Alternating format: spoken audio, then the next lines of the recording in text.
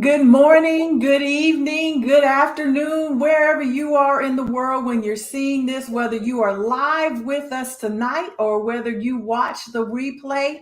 We are excited that you're here. And I am excited because I have one of our coaches with us who's going to be a part of the Map Your Mind for Success Masterclass that's coming in 2 short weeks. So I hope you're registered. If you hadn't, you need to get out there because we are coming with the home team. And so tonight we are bringing in one of our coaches. So I want to make sure that you know that this is our lead coach coming out, Ranieka Weston. She's on Monday night, 5 p.m. Eastern, 2 p.m. Pacific. Then we're going to have Melanie Ryan talking about belief about others on Tuesday night. I'm going to come in right in the middle on Wednesday night to talk about emotions and thoughts. Tony Farmer, Coach Tony's going to come in on Thursday night. How do our behaviors fit into mapping your mind for success? We had him on a couple of days ago, so go make sure you watch that interview to see a taste of what you're going to get from Tony. And then we're closing the week out with outcomes from Coach Christy Dooley. So we have an action-packed week. Like I said, you can see it scrolling across the bottom of the screen. Go ahead and get registered. This is a free 5-day, 5-coach live coaching masterclass where at the end, you'll get a chance to be one of the 1 or 2 people who can receive live coaching about that night's topic. So without further ado, I didn't introduce myself. I'm Coach Wanda. But the person of the night is Coach Ranieka Weston. Like I said, she's opening us up. And so now I want to turn it over to her to give us a taste of what are we talking about when we're looking at mapping our mind to success, Coach Ranieka, and we're thinking about belief about yourself. Can you let the people know what are we talking about here? Yeah, so belief in yourself is really where it all begins. And it actually starts, if you were to start from the head down, it really starts with here in the mind. And I like to talk about the stories we tell ourselves. So the stories we tell ourselves, they don't necessarily live in our hearts. They don't live anywhere in our bodies, really, except in the mind. And so in order to really have belief in yourself, you must first examine those stories and how those stories have served you throughout your life. A lot of that has to do with identity work. And so that's an important part when you start thinking about belief in self. So why am I the way that I am? And I can only have belief in myself when I begin to unpack those things. The courage that one must have, because as we all know, when you talk about belief in yourself, you got to pack that luggage of courage when you are mapping and going through this journey, because we start at a place of saying, here I am today. And then we think about, where is this place that I want to go? And literally it is a map within the mind. And oftentimes we get stuck in places because the stories we tell ourselves, what we're wrapped in our beliefs, and the courage that we need to have in order to complete that journey. Oh, I love everything that you just said, Coach. So, you said wraps into the stories that we tell ourselves, and Mhm. so you said it starts in the mind, and the mind is where we have those thoughts. So when when you're with your clients and you're having they're having these thoughts around identity and the stories they tell themselves. What do you see as one of the major roadblocks that pops out when they're trying to accomplish something, get to a successful outcome? Yeah. So one of the things I like to ask people is, how do you know? So oftentimes a client will just go on and talk about something. And my response might be, well, how do you know? And then they just sort of suspend and they think about it, right? And then they begin to think, how do I know? And so that's the piece right there when you start talking about unpacking someone's identity. Oftentimes our identity is shaped. When you think about the color of my eyes, you think about my height. All those things were shaped before I came into this world. But that actually shapes the stories that I tell myself, and it shapes the stories that clients tell themselves. our social circles, the values that we have, the things that maybe were valued in our household, the things that we saw. So all of those things, again, are wrapped up in our belief about self.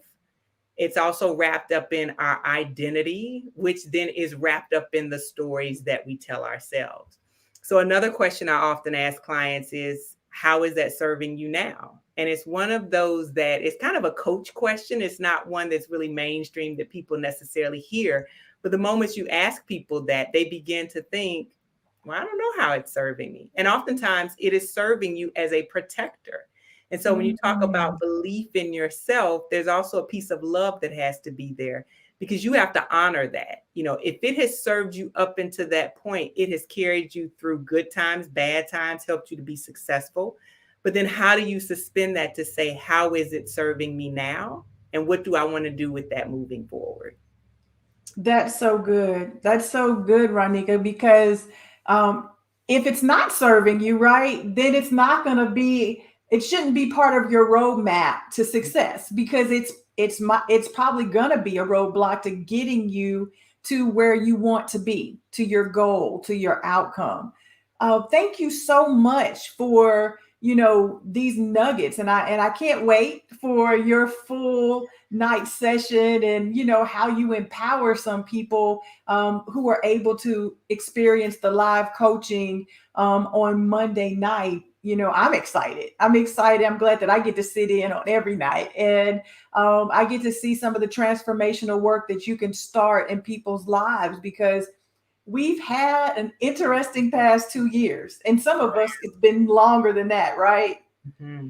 Yeah. And so it's really time to evaluate, what's serving us and what's not serving us, and how all of that links back to what we believe about ourselves. Mm-hmm. Um, so if we think about, you know, a coach, you've already talked about how you worked with your clients, but a question, when people doubt, do I need a coach? How is it effective to have a coach to talk to you about your beliefs? What Mm. difference does that make? So it's funny when people say, do I need a coach? I would say yes, because even a coach needs a coach, right? Yes. Um, and so it really depends on what you're coming to the coach for. I mean, I have individuals come for so many things. Some want to scale their leadership. They're in a role now and they want to grow as a leader. There are some individuals that are having a specific problem. There is a pattern that is going on in their lives, and they come to a coach to try to figure out sort of, how do I make sense of this pattern, and how do I unpack that and move forward? So I think the first thing is, if you are contemplating if you need a coach, the question I would say is yes, because even a coach needs a coach. The second thing I would say is, if you're thinking about a coach, the chemistry is so important. You don't necessarily have to have someone who has your exact lived experiences, because that might be a mentor. That may not be a coach that you need. There's nothing wrong with that, but you don't necessarily have to have someone with lived experience. But to go back to your question around when I'm helping someone unpack those things, we start with deep listening. We start in that place. And a lot of times for clients, it's the first time that they've really had someone listen to them, and listen at a level that they've never, ever even themselves listened to others. And I think the next thing with that is really just to map out the process and help people to understand the connections that happen in their lives. Some people get coaching confused with therapy, right? And they're like, well, is that therapy? And I often say to Yeah. people, with therapy, we drive by the past and we might look around, but we don't pitch a tent, right? And with coaching, we move past that past to see what's going to happen for you in the future. So with clients, I tell them that. I say, we may go back when you start talking about stories, when you talk about identity. We may have to go back in the past, but that's just to help us unpack and help us to understand the things that are needed for you to make transformational change in your life. I love that. Thank you so much for that. And just understanding the value that even something like this 5-day masterclass can bring to your life, clarity. All right. And so Thank you so much for being on with us for this short period of Thank time. you, I Wanda. thank you for those who are watching. Please leave your comments, leave your questions. Let us know what your thoughts are. Ranieka is going to see this as well. She can look at the comments and just make sure you get out there and register. And if you've already registered, tell a friend about it. You can't beat this opportunity. So have a wonderful rest of your evening, rest of your day, wherever you are. And we look forward to seeing you on the 5-day challenge each night. And you might have that opportunity to have some live coaching. Remember, once you register, you get your Map Your Mind workbook to work through each night. We're putting you to work because we want you to get to your success. Thank you. And we'll see you in the masterclass. Thank you.